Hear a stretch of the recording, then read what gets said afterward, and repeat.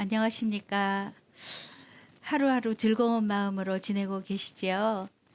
오늘은 동양문화연구소가 주최하고 YCN 방송이 후원하는 수의문화 이대로 좋은가라는 주제를 가지고 여러분과 함께 하겠습니다.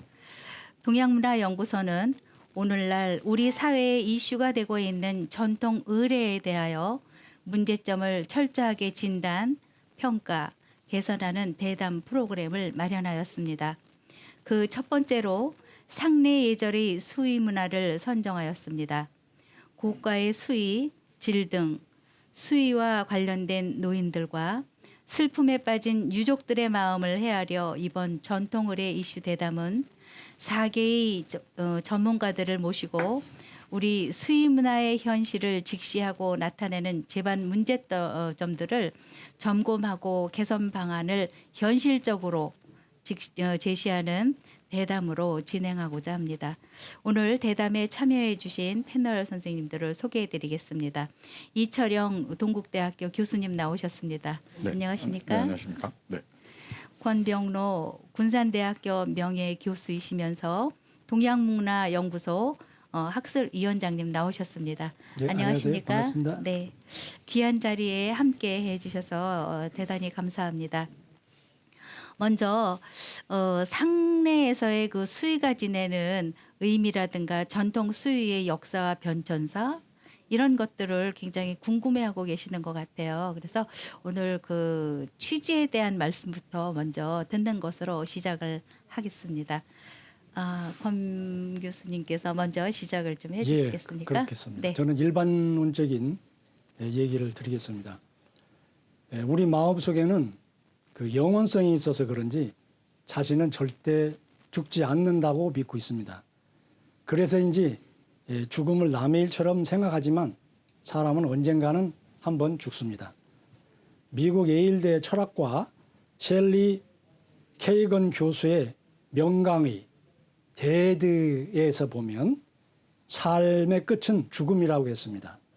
죽음 후 우리는 이승에서 저승으로 갈 때 옷을 갈아입습니다. 이것이 바로 수의인데 사람이 죽어서 시체를 염습할 때 입히는 옷을 말합니다. 수의는 한자어로 목숨수, 옷의로 표기하는데 보통 명주나 삼배로 만듭니다. 그런데 수의에는 주머니가 없습니다. 저 세상에 갈 때는 아무리 부자라도 아무것도 가져갈 수 없기 때문입니다. 그래서인지 인생은 공술의 공수거, 빈손으로 왔다가 빈손으로 간다고 한 것 같습니다. 하늘과 땅신이 쉬는 기간인 윤달이 있습니다. 그래서 이 윤달에 미리 부모님의 수의를 마련하는데 그것은 부모의 무병장수와 자손의 번영과 평안을 기원하기 위한 것이라고 합니다.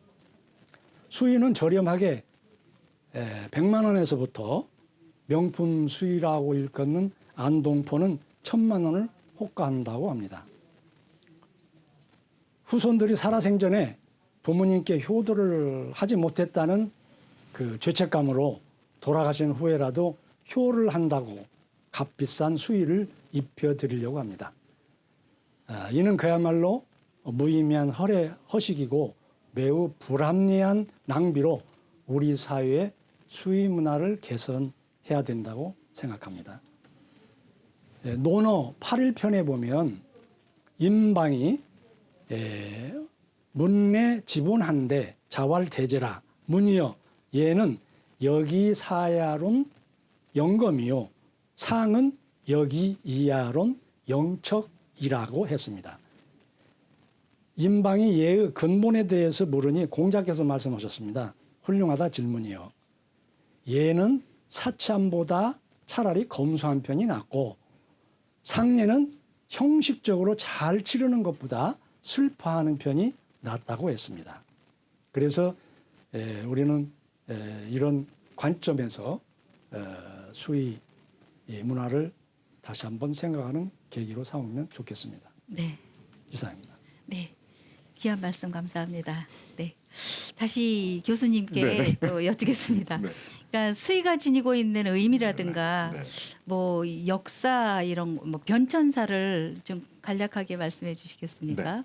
네. 그 이제 먼저 공 교수님도 그렇고 이제 이 선생님도 말씀하시는 걸 들으면서 전공자이기 때문에 네. 조금 당황되는 부분들이 좀 간혹 이제 나타나는데 어떤 네. 거냐면 가장 일반적으로 쓰이는 용어 중에 하나가 이제 용어에 대한 얘기를 먼저 말씀드리면 일반적인 용어가 아마 한국인의 죽음을 얘기할 때 장례라는 개념을 가장 먼저 떠올리시는 것 같습니다. 근데 이제 유교 의례를 근간으로 하고 유교 의례에 의해서 이제 모든 의례의 기준을 잡았던 조선조 이후로 현재까지를 본다 그러면 한국인의 죽음 의례를 얘기할 때 장례라고 얘기하는 것은 조금 어폐가 좀 있는 부분이라고 생각을 합니다. 그러니까 뭐 사례라고 얘기한다면 흔히 다 아시는 것처럼 이제 관원상제를 얘기하지 네. 거기에 이제 장례라는 개념이 전혀 들어가 있지는 않으니까요. 네. 그래서 상례라고 올바로 이제 바로 잡는 것이 맞을 것 같고요. 네. 이제 그렇기 때문에 지금 현재 쓰고 있는 뭐 장례 지도사든지 아니면 장례식장이라든지 그다음에 국가의 의례를 얘기할 때도 뭐 국장이든지 국가장이든지 얘기할 때 이 장은 시신을 어떤 형태로 처리할 것이냐, 그러니까 모실 것이냐, 그래서 뭐 매장을 할 것이냐, 화장을 할 것이냐에 대한 얘기인 것이지 이제 의례를 얘기할 때 장을 앞으로 가지고 와서 우리가 장례라고 얘기하는 것에는 좀 문제가 있다라는 네. 걸 먼저 말씀을 드리고 싶고요. 그리고 공 교수님 얘기하시면서 오늘 주제인 이제 수에 대한 얘기를 하시는데요. 주자가래를 기준으로 해서 예서를 보면 고인에게 마지막으로 입혀드리는 옷은 습의라고 합니다. 전체적인 절차로 본다면 주자가래는 이제 18번의 절차를 가지고 3년상을 치르도록 해놨고요. 네. 이게 이제 조선 후기, 중기 후기로 넘어오면서 뭐 사례펠람이나 상례비호를 보게 되면 이제 길제가 등장하면서 19단계로 전환이 되긴 하는데 그 중에서도 보면 1일차 돌아가시고 나서 임종하시고 나서 처음 고인에게 진행하는 절차로 두 번째 절차가 습이라는 절차가 있습니다. 네. 그리고 그 습의 절차가 고인에게 옷을 입혀드리는, 그러니까 습의를 입혀드리는 절차이고요. 그 다음 날, 그러니까 2일차에는 소렴, 3일차에는 대렴이라는 절차를 진행하게 됩니다. 네. 그래서 이제 소렴, 대렴의 차이는 고인을 모시고 3개월 동안 뒷부분에 이제 넘어가면 3개월 동안 빈에 모셨다가 출상을 할 때 상가 나가는 건 이제 바로 돌아가시고서 바로 나가는 것이 아니고 네.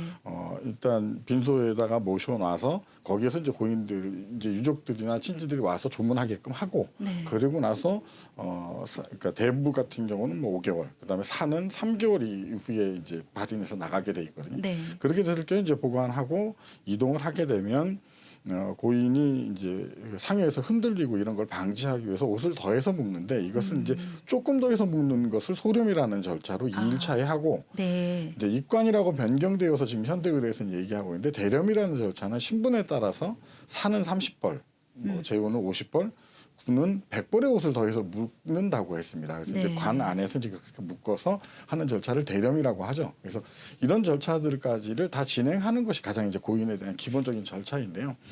이 설명을 왜 드리냐면 말씀드렸던 것처럼 고인에게 입히는 절차는 습의가 맞습니다. 네. 그리고 소렴 대렴에 옷을 더해서 묶거든요. 그때 더해서 묶는 19벌이나 아니면 신분에 따라서 묶는 옷을 수의 숫자, 그러니까 네. 오의자에다가 그러니까 드디어 숫자를 합친 글자인데요. 네. 그 수의 숫자를 써서 수의라고 했던 거죠.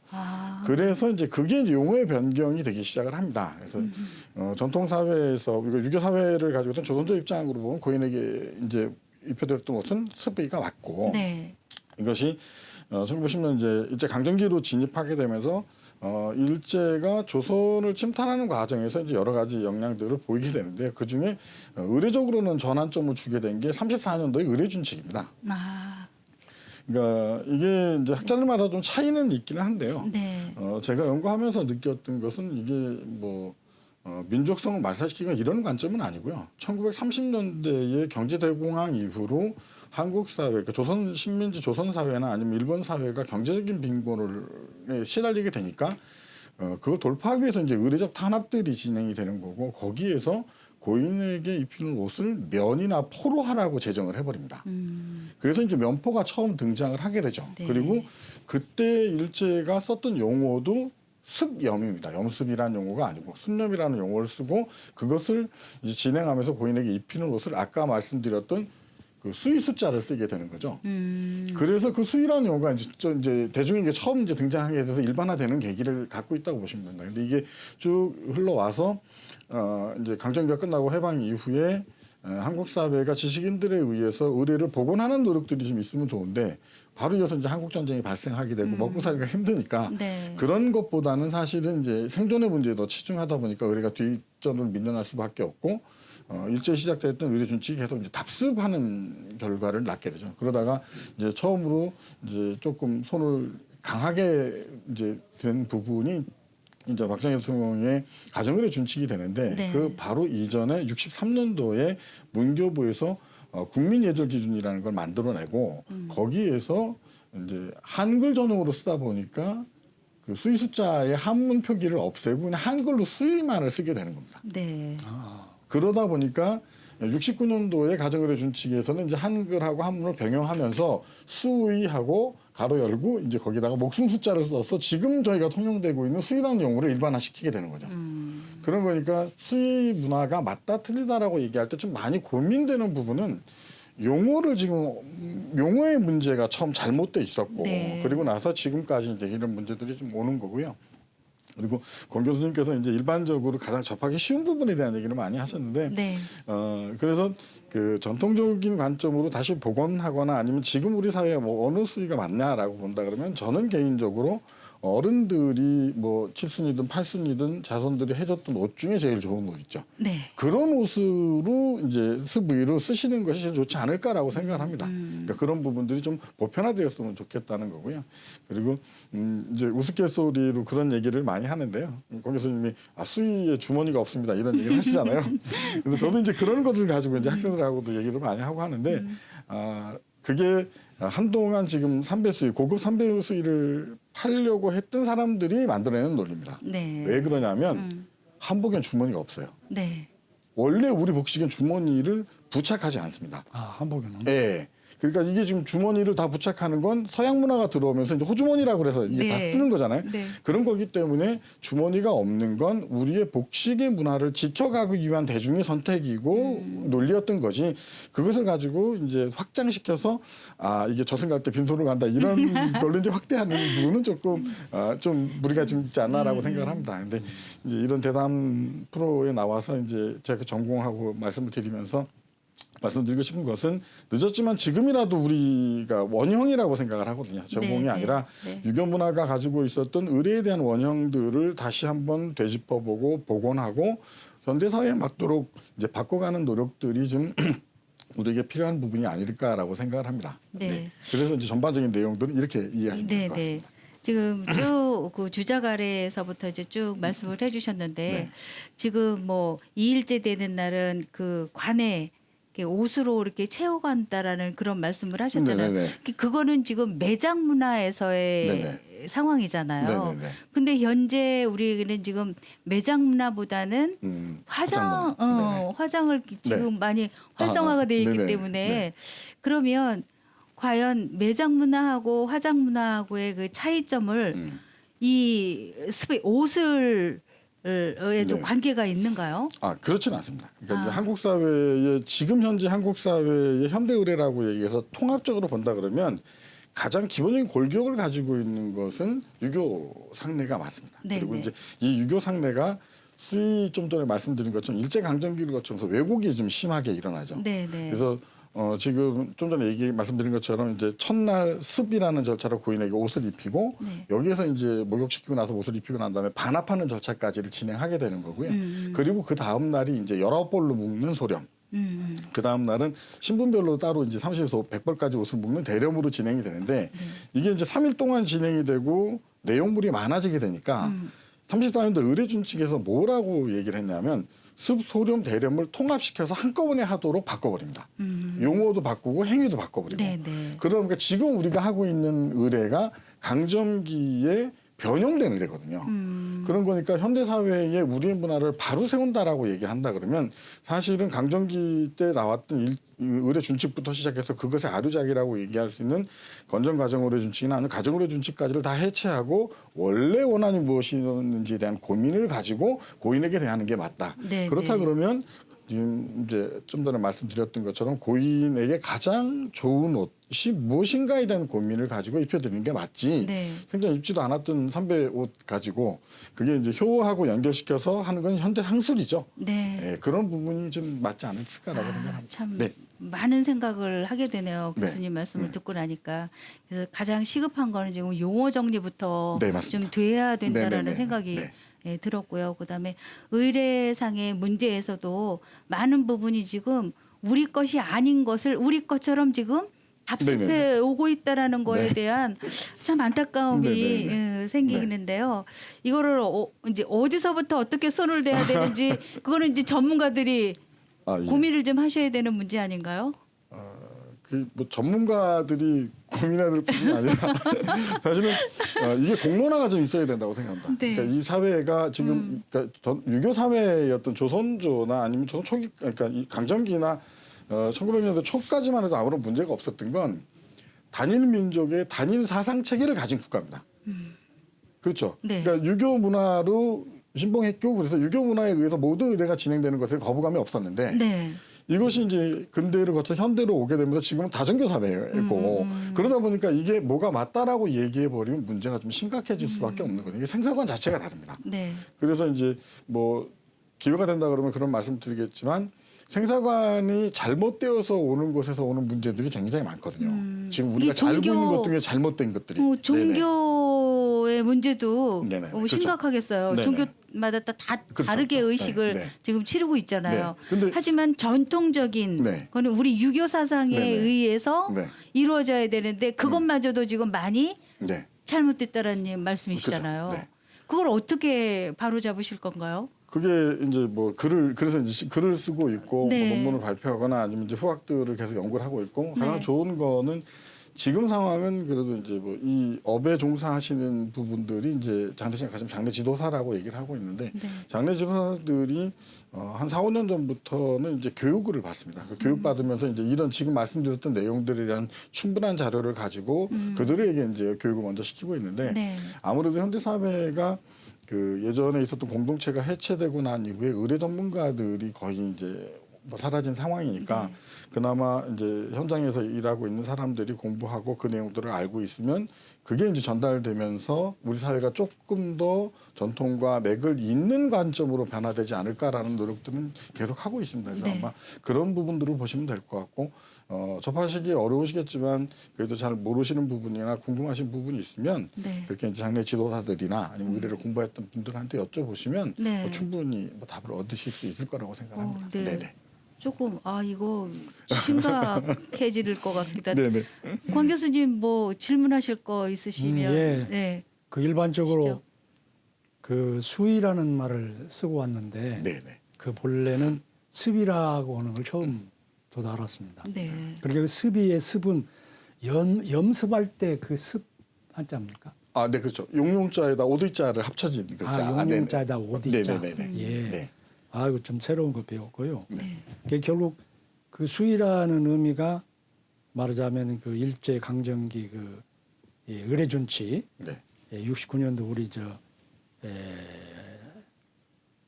가정으로 준칙. 가정의례 준칙이 네. 공포되면서 네네네. 이제 수의라는 말을 네네, 그렇습니다. 써왔다는 걸 오늘 처음 알았습니다. 예. 교수님 말씀 중에 그 주자갈의 말씀도 네네. 하셨잖아요. 네. 거기서도 그 격식을 좀 갖춰서 조선 중후기 때에는 네. 평상시에 입었던 가장 좋은 옷 네네네. 이런 것을 뭐 입었다라는 네네네. 말씀도 저도 또 거기서 문헌에서 본 일도 네네네네. 있고 그래서 네.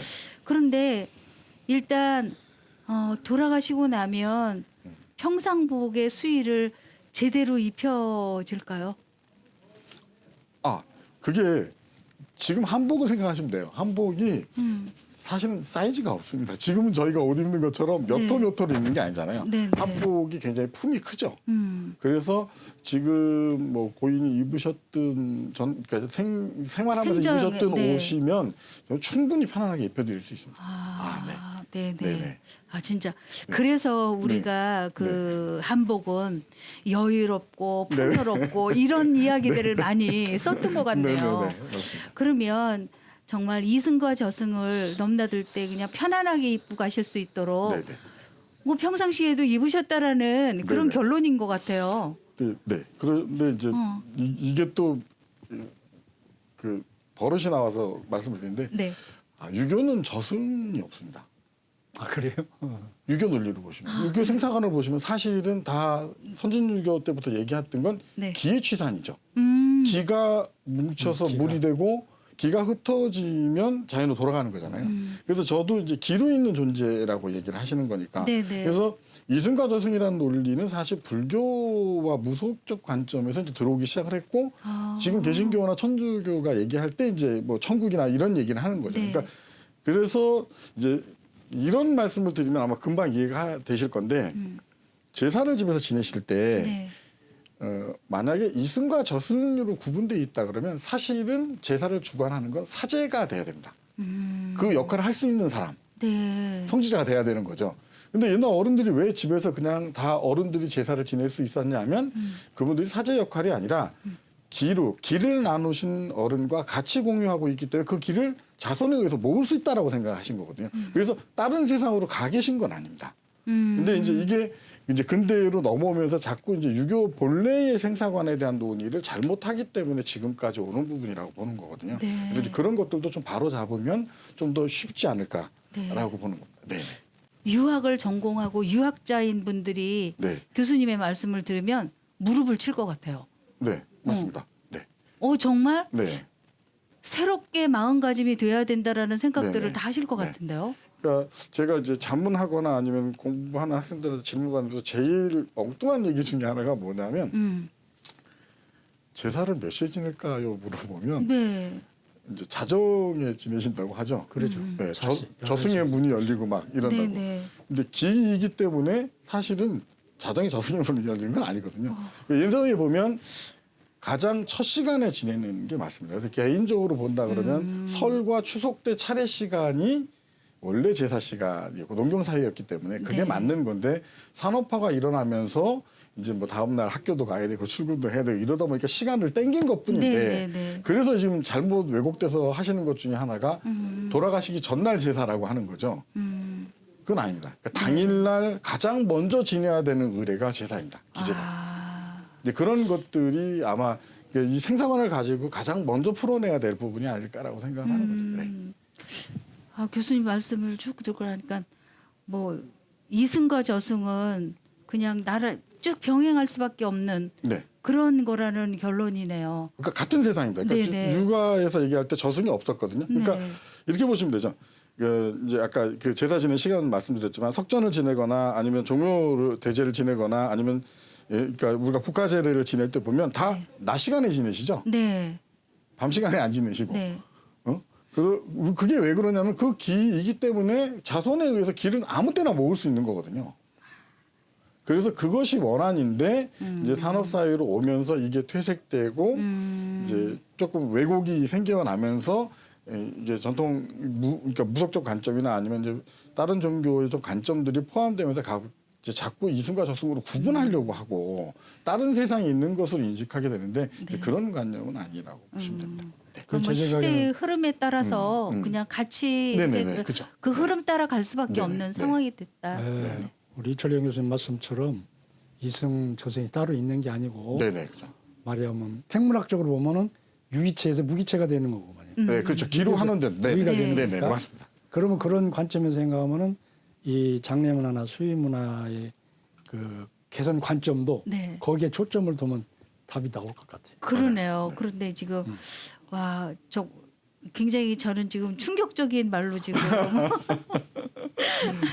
받아들이게 돼서 야, 참 뭐 그래서 결론은 그 문헌에도 보거나 그러면 평상시에 입었던 옷을 갈 때도 그대로 입고 간다라는 네네. 그게 네네. 이제 그러신 겁니다. 네. 이해가 네네. 이해가 확실하게 됐어요. 네. 지금 교수님 말씀을 듣고 그래서 생전에 입던 좋은 옷 네네. 깨끗하게 손질해서 그거 입고 가시는 게 최고의 마지막 길을 떠나시는 그쵸. 거다라고 네. 생각을 했었는데 네. 아주 간단하게 요약이 됐습니다, 교수님. 그러니까 너무 하나 더 감사한데요? 팁을 드린다 네. 그러면 제사 지내실 때 강신하시잖아요. 네. 그 제사에 대한 얘기는 다음번에 하는데 네. 이거랑 연결돼서 잠깐 네네. 말씀드리면 네. 제사를 할 때 강신하실 때 혼을 부르기 위해서 향을 피우고 채백을 부르기 위해서 뇌주를 하잖아요. 네. 그게 이제 육신이 혼과 백으로 분리되어서 각각의 길로 돌아가고 그 영역에서 모셔오는 거거든요. 그런 거니까 그렇게 불러오는 거라면 이 공간에 같이 계신 거죠. 그렇죠. 향을 피우고 술을 따름으로써 그 채백과 영혼을 불러올 수 있다 그러면 공간이 달리되어서 저승에 계신 건 아니라는 거예요. 네, 네. 그렇게 이해하시면 됩니다. 첫 시간에 그 마무리는 제가 이렇게 이야기를 하겠습니다. 생의 마지막이라는 의미로 여러 가지 설이 있죠. 근데 간과할 수 없는 것이 바로 효가 아닐까 생각이 들고요. 네, 실제로 부모님을 생각하면서 손수 수의를 짓는 댁도 있을 것이고 좋은 수의를 정성껏 마련해 놓으신 댁도 있을 거라고 생각을 합니다. 다음 시간에 뵙겠습니다. 고맙습니다.